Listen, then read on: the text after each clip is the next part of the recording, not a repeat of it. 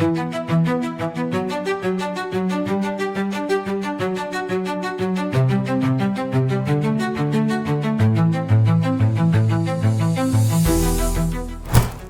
voli Asia kembali diguncang oleh kabar mengejutkan yang datang dari Korea Selatan.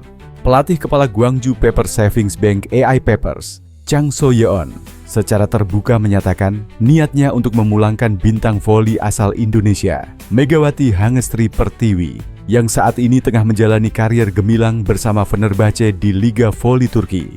Tidak hanya sekadar minat, Chang bahkan menegaskan bahwa pihak klub telah menyiapkan kontrak tertinggi dalam sejarah AI Papers demi memboyong Megawati kembali ke panggung V-League Korea. Mau tahu info berita menarik lainnya? Tonton terus video ini sampai selesai.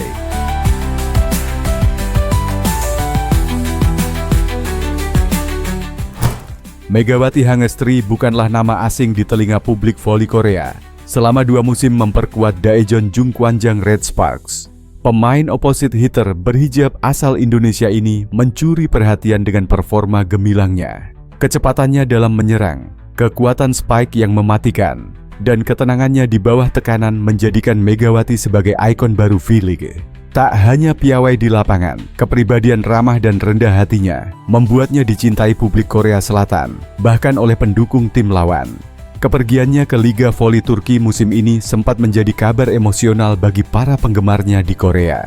Namun, langkahnya ke Eropa terbukti sukses.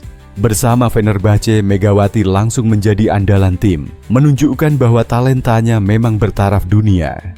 Dalam sebuah konferensi pers yang digelar secara khusus di markas AI Papers, Gwangju, pelatih Chang So-yeon mengungkapkan bahwa pihaknya sangat serius ingin membawa Megawati kembali ke Korea. Megawati adalah pemain yang mampu mengubah arah permainan. Dia punya pengaruh besar, baik secara teknis maupun emosional di dalam tim. Jika dia kembali, kami siap membangun tim di sekelilingnya, tegas Chang. Ia melanjutkan bahwa klub siap menawarkan fasilitas kelas dunia, sistem latihan terbaru, dan yang paling mengejutkan, kontrak dengan nilai tertinggi yang pernah diberikan AI Papers sejak klub berdiri. Meskipun jumlah pastinya dirahasiakan, sumber internal menyebutkan bahwa kontrak tersebut mencakup gaji pokok yang sangat besar, bonus performa, serta dukungan penuh untuk kebutuhan pribadi dan keluarganya jika ia memilih menetap kembali di Korea. Selama beberapa musim terakhir, AI Papers kerap menempati papan bawah klasemen V-League. Namun, di bawah arahan Chang So-yeon yang visioner, klub tersebut kini menunjukkan tekad kuat untuk keluar dari bayang-bayang itu.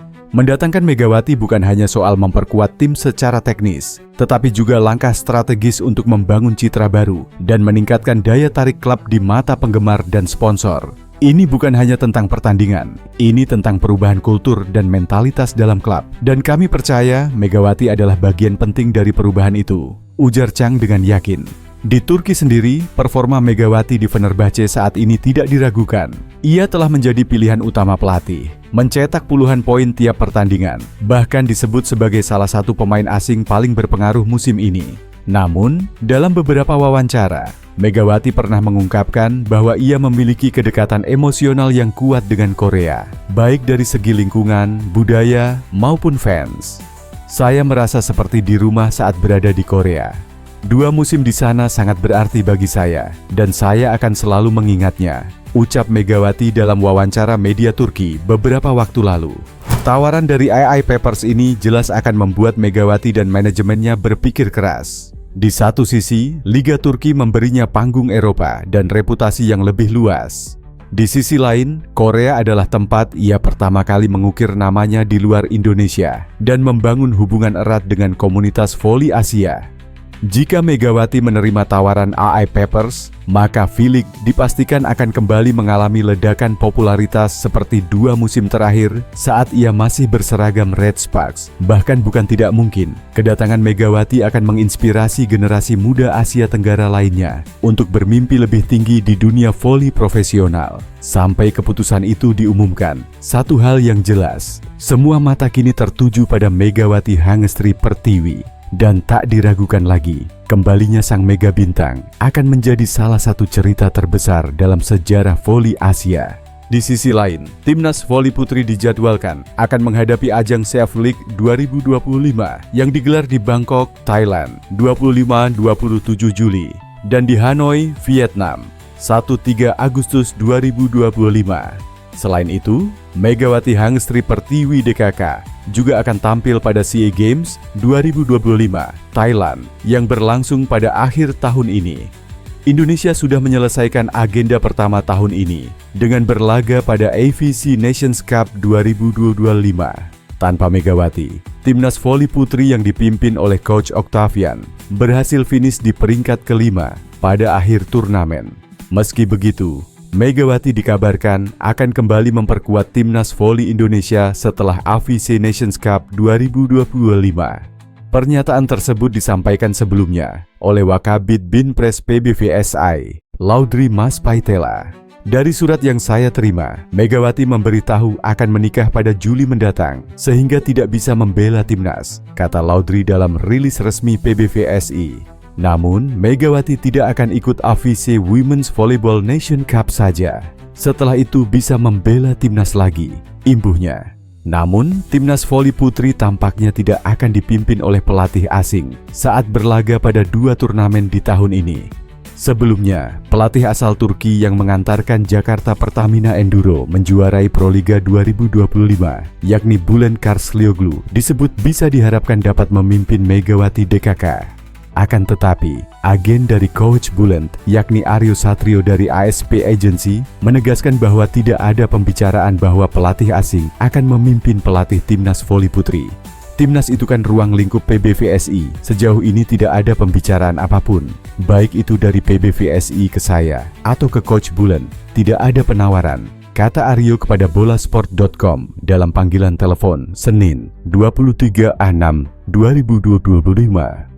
PBVSI pasti punya standar kualitas dan program dan jangka lama waktunya. Kalau dirasa cuma pendek dan tanpa target, menurut saya untuk mengontrak pelatih asing tidak useful. Tidak ada dampaknya kecuali TC jangka panjang, ujarnya.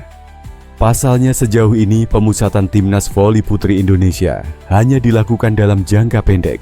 Terakhir adalah persiapan menuju AVC Nations Cup 2025. Yola Yuliana dan kawan-kawan hanya berlatih kurang dari 3 pekan dan tanpa uji coba latih tanding resmi.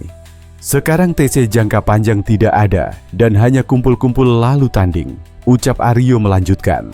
Tetapi kalau dari sisa pembinaan timnas jangka pendek dengan pelatih asing tidak ada dampaknya, malah keluar biaya besar.